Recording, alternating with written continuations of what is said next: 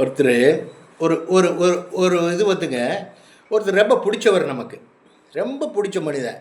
ரொம்ப பிடிச்சவங்க வந்து நம்மள கூப்பிடுவாரு, நம்மள நேசிப்பாரு, நம்மள இது பண்ணுவார்ன்னு எதிர்பார்க்குற ஒரு ஏக்கம். அந்த ஏக்கம் வந்துங்க, அவர் ரொம்ப புடிச்சு போன மனிதன்.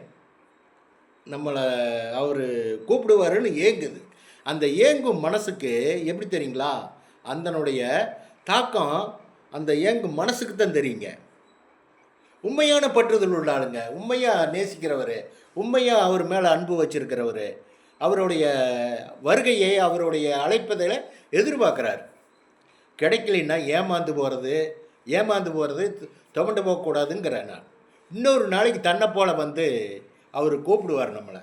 அதுக்கு கூப்பிடுறதுக்குன்னா நம்ம தகுதி, அந்தஸ்து, பொசிஷன் எல்லாம் உயர்த்திக்கணும்னு சொல்ல வர்றேன். உயர்த்தும் போது நம்மளை தேடி அவர் வருவாருங்க. 4 பேர் நம்மளை பற்றி பேசுகிற லெவலுக்கு நம்ம நடந்துக்கணும். உழைப்பால் உயரணும், முயற்சி பண்ணணும், வெறி வரணும்.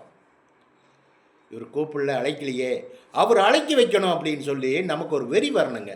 வெறி வரும்போது பிஸ்னஸ்ஸு அது இது வேணுங்கிறது என்னென்னு மனசுக்கு தோணுதோ அதெல்லாம் செய்யணும். காசு வர்றதா இருக்கணுங்க, நமக்கு வருமானம் வர்றதா இருக்கணும். அப்படி நீங்கள் உயர்ந்துட்டீங்கன்னா தன்னை போல் வந்து நம்ம வீட்டு முன்னாடி நின்றுட்டு இருப்பார். உங்களை பார்த்துட்டு போகலான்ட்டு வந்தேங்க அப்படின்ட்டு. உயர்ந்த நிலைமைக்கு இருந்த ஆள் வந்து எங்கே நிற்கிறாரு? கூப்பிடுவீங்கன்னு ஏங்குனீங்கல்ல ஒரு காலத்தில். இப்போ அவர் பேசுவாரா பேச மாட்டாரான்னு அவர் ஏங்கிட்டு நிற்கிறார் வெளியே.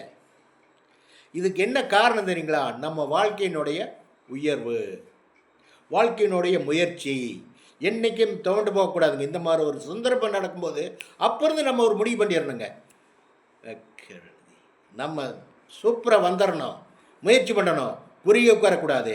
அந்த அவர் கூப்பிடலையேன்னு கவலைப்படாமல் அடுத்த ஸ்டெப்பு நான் போகிறதுக்கு முயற்சி பண்ணணுன்னு சொல்ல வர்றேன். வச்சுட்டுங்களா? பாய். ஓகே.